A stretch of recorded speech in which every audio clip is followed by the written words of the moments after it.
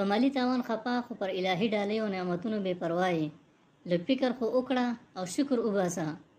د سر له ویښتانو نه تر خپو پورې په تا باندې څومره د الله تعالی نعمتونه دي، خو ته پرې نه پوهېږې او سره له دې بیا هم په غمونو او اندېښنو کې لالهانده ژوند کوې. سره له دې چې په تن روغ او په ګېډه موړ یې، ولې د ورکو په اړه اندېښمن او پر شته شیزونو ناشکره یې. ته څومره په خواږه خوب ویده کېدی شي، خو څومره داسې سترګې شته چې د درد یا څه ستونزې له امله د خوب لارې چارې څاري. او که الله تعالی مه کړه غمونه او اندېښنې دې له سترګو خوبونه وتښتوي، نو ته بیا ویده کېدی شي.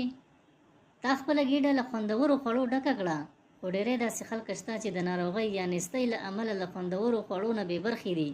او که د هغوی په څېر ستا ګېډه هم له ناروغیو او دردونو ډکه شي، نو څنګه به د خوراک څښاک ته زړه وشي. که تاسې د الله تعالی درکړې شوي نعمتونو ته ځیر شئ، نو ځان به د الله تعالی په بې شمېره نعمتونو کې له سر نه تر خپو پورې ډوب ومومئ.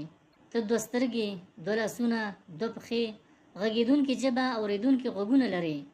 تاسو ته دا څه وړه خبره ښکاري چې سړی دې په خپلو خپو ګرځي. ډېری داسې خلک شته چې له دغه نعمته بې برخې دي او په خپلو خپو د ګرځېدو په ارمان دي. لکه څنګه چې الله تعالی په قرآن کې فرمایي، که تاسې د الله تعالی د نعمتونو شمېر وغواړئ نو نه شئ شمېرلی. حقیقت دا دی چې الله تعالی ډېر بخښونکی او مهربان دی.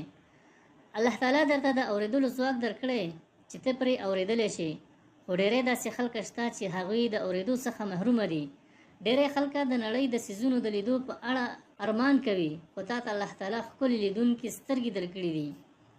بس د الله تعالی شکر وکړه چې اورېدل کولی شي کوڼ نه یې، لیدل کولی شي ړوند نه یې، په بدن روغ یې معذوره نه یې، عقلمن یې لیونی نه یې، له څومره سترو او ارزښتناکو امتیازاتو برخمن یې.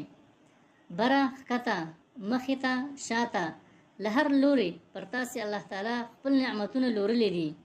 روغ بدن، سوله ییز چاپېریال، کور کالي، خوراک او څښاک، پاکه هوا او د اوبو شتون، سترګې، ژبه، لاس، پښې، دا ټول څومره قیمتي نعمتونه دي. یعنې له تا سره د ټولې نړۍ قدر شتمني شته دی، خو ته پرې نه پوهېږې.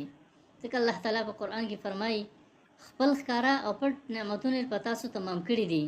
پس تاسو به د الله تعالی د کوم نعمتونو ناشکري کوئ.